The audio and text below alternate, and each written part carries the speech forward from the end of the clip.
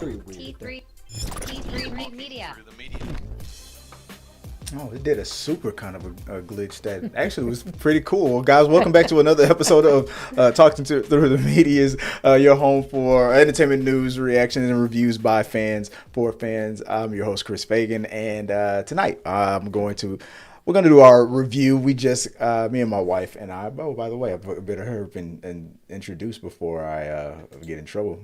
Joy Fagan is back with me in studio. This is a professional show, by the way. I always have to remember to, whenever we do the show, remember mostly think about it as far as being a live stream. It also has to be, keep in mind it's a podcast as well. So for those of you who did not, or listening to this and you did not see what happened, I almost forgot to switch the damn camera and introduce my wife.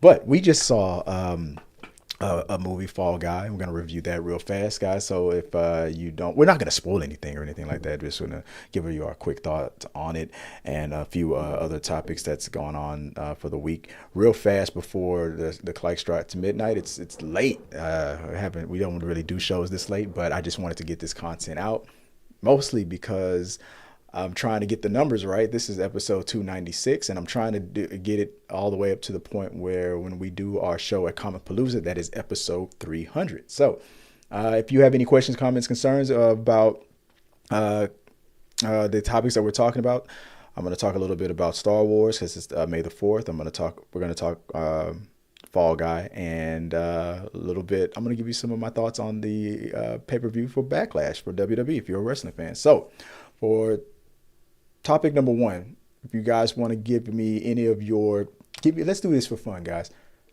Top 5 stunts in a movie. What are your top 5 stunts from any action movie or any movie that you can think of? Give me in the chat, in the box, whether you're watching this live or you're watching this after it was streamed. Give me your top 5 stunts. For WWE topic, give me your top 5 pay-per-view moments. Maybe let's make a WrestleMania moment. Give me your top 5 WrestleMania moments and your top 5. Give me the order of the Star Wars movies from order to least favorite to favorite. Give me your top 5. What is your Star Wars top 5? So with all that out the way, and like I said, put it in the chat. If you're watching us live, I'm monitoring the live chat. Let me know what you guys, give me your top 5s from those 3 things: Star Wars, wrestling, stunts. All right, starting with stunts. We just got through seeing Fall Guy. Right off the bat, Joy, what did you think about this movie starring, was it Emily Blunt, Ryan Gosling? What did you think? I loved it. Had a blast. You had a blast more than I did. I liked it too, but you, in a deeper level, what was overall that you thought about it? It's just a lot of fun. I mean, Ryan Gosling he's funny. He's fun. And I love comedy, so, and it had action and stunts, lots of stunts. Even though you didn't get the connection that it was a remake until the very end. To the very, very end. What was it that hit you from because this was a remake from the TV show, the song of the same name, right? Yes. It was called The Fall Guy. It was the song when the credits started rolling that I went, oh yeah, crap, that was a TV show about a stuntman. Because I recognized the theme song of the show. And then, none of that hit me. I knew that it was a remake. I just had never heard them discuss that it was, I missed all that part. I heard that the director, because I knew he was doing a love letter to stunt movies. They're like the unsung heroes. We were just talking about that on the car ride home. This movie was a lot of fun.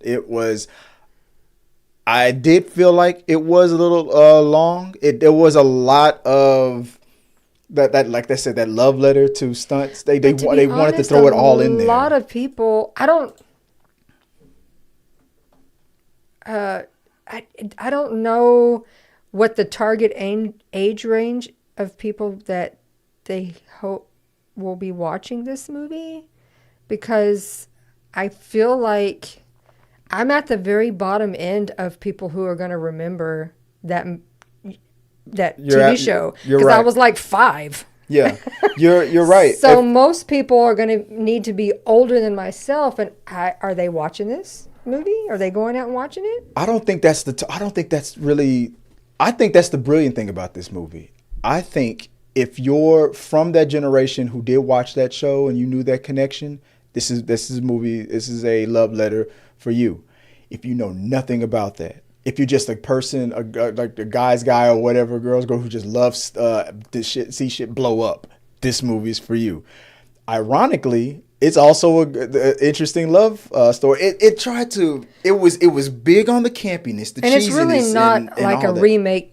It's not something that was like a reboot. So like they 100% copied. no. Yeah. It Because was an original type of. Yeah, it's even though it definitely different. called there was a references callback, and Easter eggs and stuff. yes, names and different Right. things, but it's not like, oh my gosh, this is the same as the TV show. It's Not not at all. Not the So that was like I said, learning that after we watched the movie, that was the brilliant thing about it. If you know nothing about this this TV show, if you know nothing about about any of that history, it doesn't really matter. If you're just a Ryan Gosling fan, if you're just an Emily Blunt fan, if you're just a fan of just seeing stuff blow up, this movie is for you. And it compacts all the other tropes of movies, cheesy love stories, campy action movies. It tries to throw it all, a mystery. It tries to mash a lot of things in one. So if you're a fan of a certain number of different types of genres, action and sci-fi, all that's a campy, just silly popcorn humor, it's all in there. And it was a good little, and twists and things like that. It was a lot of things, and to the point where at first, for a couple of scenes, I was like, oh, this is a little too much was happening, but then it kind of worked. Even the movie that she's making is like a cheesy 70s, 80s style, type of a movie. Yeah, that movie would have definitely came out in the 80s. That's a good point. That's a good point. The movie that they were making within the movie would have been taken seriously in the 80s. That is a good point. We realized that. But once the movie was over, and like overall, everybody not Ryan Gosling, but he was the stuntman to, what was the other actor's name? Aaron Taylor Johnson or something like that. He was great. This was Ryan Gosling's movie, but he was great. All the other, who apparently was channeling Matthew McConaughey's voice. Oh yeah, really country voice. I was like, what are we doing here? British. Right. Emily Blunt was playing an American, but I noticed her accent kind of broke a couple of times. What's her name from the TV show that we love? Ted Lasso. From Ted Lasso. I was so happy to see her. What's her name? She didn't sing. I was waiting for it. I was waiting for her to sing. She just made a reference. They're just going to butcher all my favorite songs. Yeah, and I thought they were going to make her sing. It was a karaoke moment, by the way. I won't. Overall, we had a great time with it. Stephanie Sue from Everywhere, Everything, All at Once was in it. There was a twist. There was a surprise actor in this movie too. And if you don't know, let's not give that one away. I want that one to be a surprise. Duke was great. Winston Duke. But we've seen a lot of callbacks to, if you're a fan of the original show, that show came out when I was 1 year old. I don't know much. So you were watching reruns of it. By the time I was like old enough to watch stuff like that, I was watching Knight Rider and things like that. I grew up at my granny's house all the time, and so they were watching this stuff. So old reruns from the 70s and 80s, early 80s that I was watching was mostly like Three's Company or Good Times and things like that, but Knight Rider and stuff like that. But I never heard of Fall Guy, but I'm interested in learning a little bit more about it. Obviously, all the stunt people that were in the movie that were regular actors. I recognize some stunt people, so I'm pretty sure that this is a chance, like the director said, was to give the flowers and some praise to some people that are being forgotten and not getting the credit that they deserve. I love the dog. In the industry. The dog stole it. I love the dog. The dog stole it. Overall, what would you rate that film? Is it a rewatchable one for you? Oh yeah, I'll watch it. I'd watch it again. Yeah, I think so too. It's rewatchable. It's not. I don't know how well I thought going into it that it was going to I think this movie's gonna make profit. It's gonna make bank, but I don't think it's gonna go near where some people were thinking. Could this be another $1 billion movie? I don't think it's gonna make $1 billion. Oh, yeah, I don't know about Anything's that. possible, but I think it's gonna be a profitable one and a successful one. But it's Saturday night, and it wasn't really that many people in. We went to Adobe. It was loud. I mean, that's a type of movie you watch in IMAX and everything. But it was great, a great watch and a good time and a fun time. It's a good date movie. It's a good movie just to watch by yourself. It's all that. But I think it'll be a nice little hit for Ryan. It's not. I don't think it'll flop or anything like that. But for me, it could have been like 15 minutes shorter. And it would have worked a little bit better. But that was my only criticism of it. I'd say 7 out of 10 for me. What about you, Bab? I give it at least. Me personally, I'll give it a 9. I Give it a love 9? it. You're up there with the 9? Okay. And his Miami Vice jacket. A 10 for that Miami Vice jacket. Yeah, that was good. That was a good callback to another '80s action. Yeah, that was a good callback too. So overall, we had fun with it. It was good. We had to debate real fast. We had to debate about Oscars for stunt people. I know I got to look into it a little bit more on why it's such a controversy and why Oscars is having trouble with making that a category.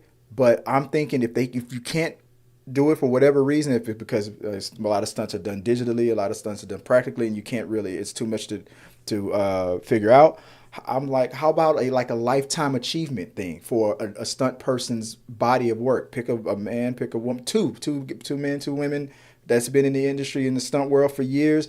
Give them their Oscars, and also pick a fallen stunt man and woman who's from the past, who either died on who just passed, whether it's in natural causes or whatever, or on set or whatever. Someone who's no longer with us. Honor 2 past stunt people. I think that's a fair way to do it, even if it's one of those Oscars that they give that's not on the main show. It's like before the show really starts, something like that. Something. Man, I feel like they ought to be. I mean, we've added so many other categories for special effects and drawing and, I don't know the all history these of it, but I heard music and scores, and we've Yeah. added so many categories to honor behind the scenes things. So Yeah. I don't see why.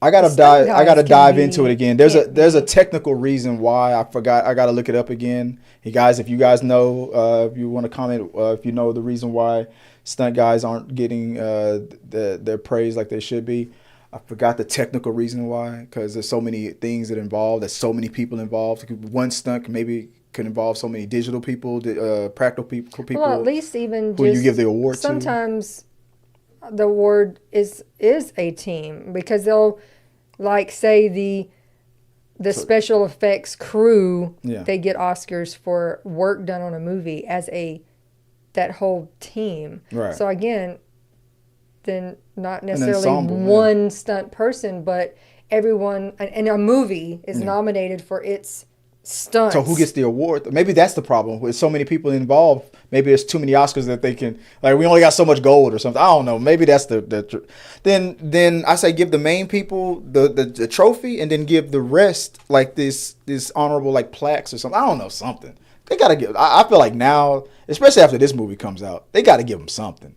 Guys, let us know what you guys think on that. And said your top 5. Give me your top 5 favorite stunts in a movie. I gotta sit down and think about that for me. But overall, I gave it a 7 out of 10. You're at a 9 out of 10 on it, and that's our rating on it. Go check it out. It's worth it. It's worth. One last thing: the dynamic between Gosling and Blunt.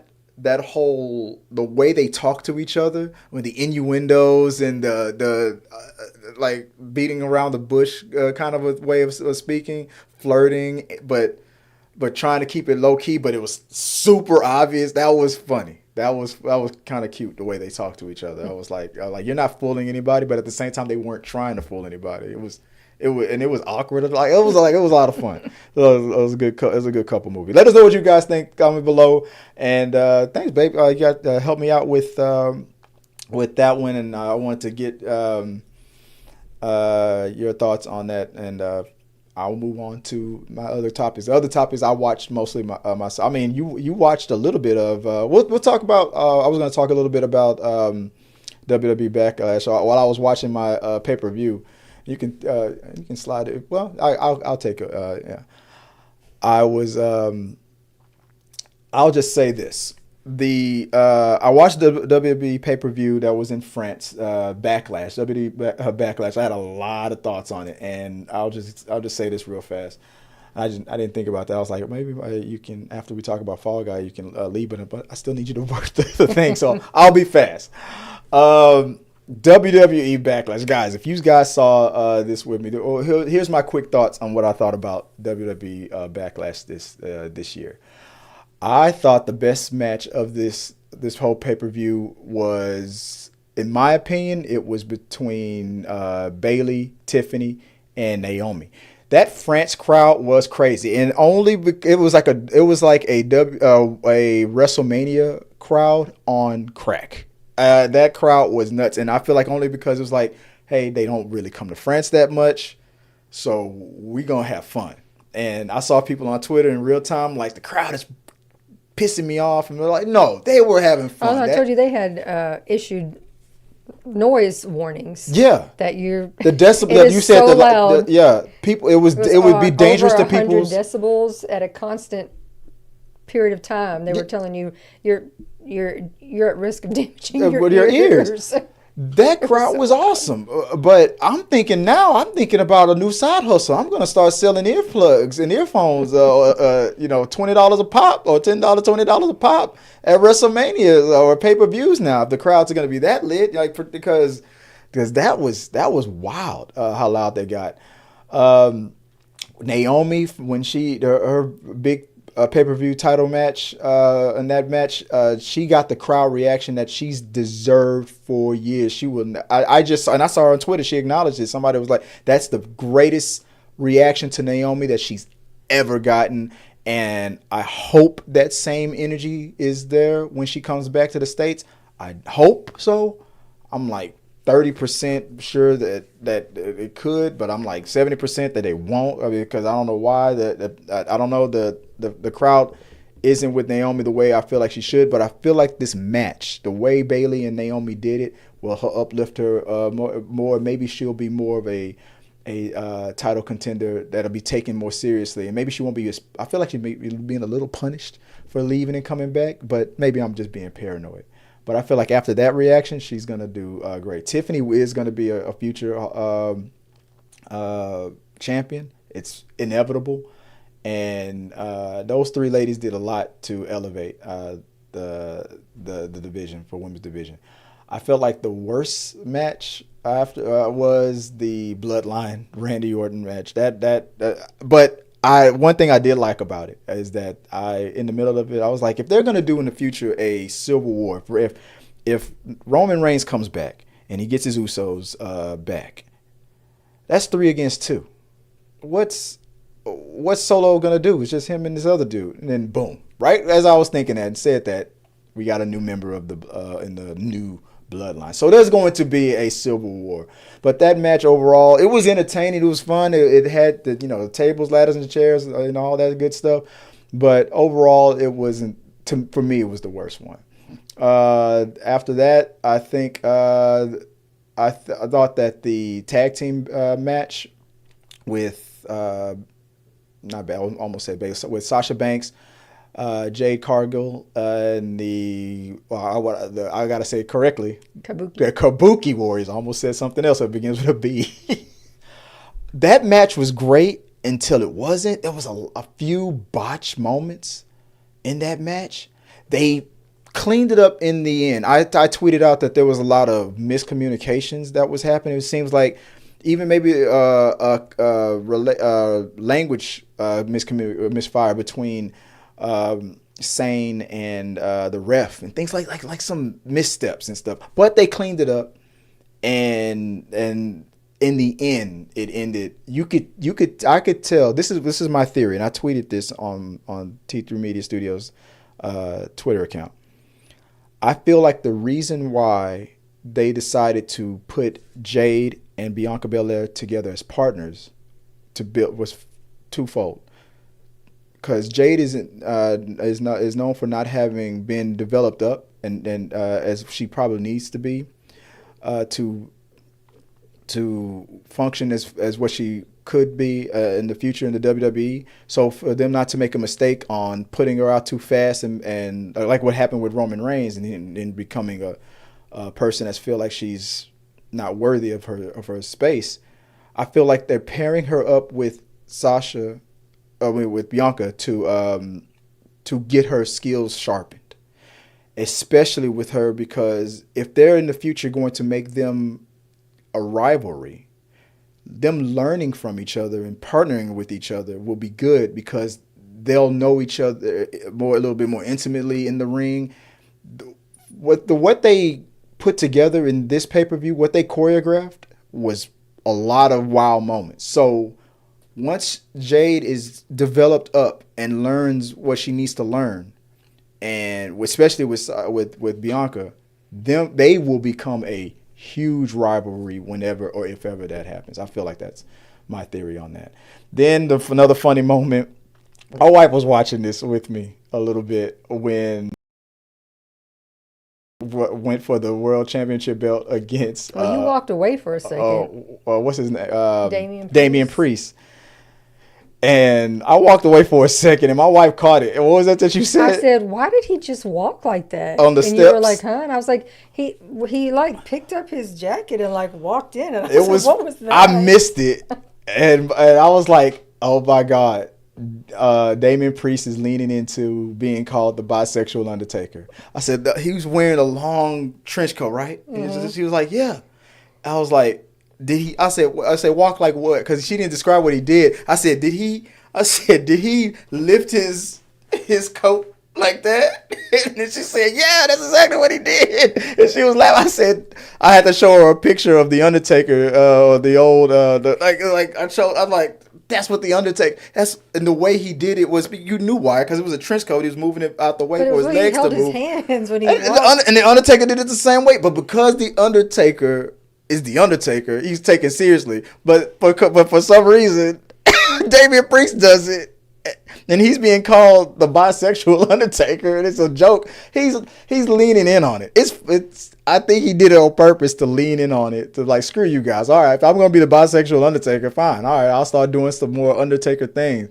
But when he does his hair like he can't get away from it. So I think he's leaning in on it.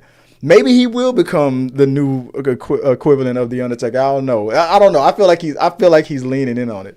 But it was funny because I was a few seconds away from telling her about that bisexual Undertaker joke. I just wasn't expecting it because he has this very angry, serious look on his face. So does the Undertaker. He's all like, and I was like, "What is going on?" And I was a few seconds away from telling her about it, and she caught it first. I was like, "Yeah, okay, yeah, he's leaning in on it. He's leaning in on his." He's openly bisexual, the Undertaker. There you go. I thought that was awesome. That was funny. So let's see what if we get a few more call backs to that. Last but not least, the main event. That's a thing that they react on. Another thing that they kept doing was figure out what they were chanting in French. Yeah, when there was a 1-2 count, 1, 2, and then they would say Simplement do. Only a 2 count. Only two. Simply a 2. Simply a 2. And if you don't know, now you know. That's what they were saying. That Simply and a lot of 2. Apparently sacre bleu. Sacre bleu, which means damn it. Sacre bleu. But the match was fine. It was that they did a great job. It was nothing really phenomenal about it. For me, like I said, the best match was probably done by the ladies. It was probably, I would say, in the order of least to greatest, I would say the Bloodline match was my least favorite, even though a lot happened. And those guys banged each other up real good too. I was really worried but overall I still was bored with it because everybody's waiting for Roman to come back. After the number 4 to me would have been, I guess, AJ Styles, and then number 3 would be Number 3 would be the tag team match. Number 2 would be Damian Priest, and number 1 would be Bailey's title defense right there in that triple moments. Well, yeah, out of those 5, give me that top 5. Well, and you did also say twice. We saw it with the ladies in the triple. Bailey, ladies. yeah, Bailey, Tiffany, and we also saw Naomi. it with Damian Priest and Jey Uso. That they were nice to each other at the. Like Bailey and Naomi hugged it out. Bailey and Naomi are friends. They're on friends even in their character. What order would you put those matches in? What was your most favorite match of Backlash to your least favorite? And give me your top 5 on that. That's your homework right there. That's your top 5. All right. Moving on. Last thing I'm going to talk about, it was May the 4th. And not much. This year, I didn't do much of my homework. I know there's a new Acolyte trailer. I'll watch it later after this. I am disappointed in the what's being said that's coming out with the Acolyte. I'm not looking for. You know what I'm watching right now? I'm catching up to the Bad Batch. That's this 3rd season of Bad Batch. I'm really enjoying that. I can't wait to. I'm watching it. Little by little, like maybe one episode a day. I'm catching up on these latest few new episodes. That I'm really enjoying. I'm looking forward to a new season of Mandalorian. I'm nervous about what they're doing with this Mandalorian movie. I'm nervous on that. I'm curious on what we're going to get with this new Rey movie that we've heard that could be coming out. But other than that, no. This year I wasn't really feeling much Star Wars. This year, there's nothing for me to be jumping up and down about. I just hope that my theory is right. That every time, whatever the latest thing or latest movie that comes out with Star Wars is the thing that all these toxic stuff come out so they can stop. You know, like, for example, if this new Rey movie comes out, where it's like 15 years later, maybe then these idiots that'll stop shitting on these movies just because they're bored will start down. And I'll step back a little bit with the movie stuff. So we'll see. I don't know. So this year, this May the 4th, I do like I do every year. I put something up on social media, but nothing really big. I'm not going to go to Comic Palooza dressed up like Mace Windu. Maybe next year. I love the Samuel L. Jackson character, and obviously I love the color purple. So maybe I'll get that purple lightsaber. Not this year, though. I don't know. I'm not feeling it this year. I don't know. Let me know what you guys thinking this year, this May the 4th. What did you guys do? Tell me in the box below. Tell me your top 5 favorite Star Wars movies or TV shows. Give me your top 5. I love those top 5s.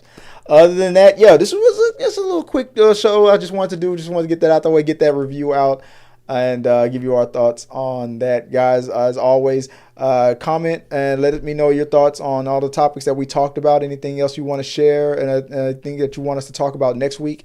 I think I'll do 2 episodes next week, maybe. Maybe not. As always, like I said, like we always say, check us out if you're going to be in the Houston area on Friday.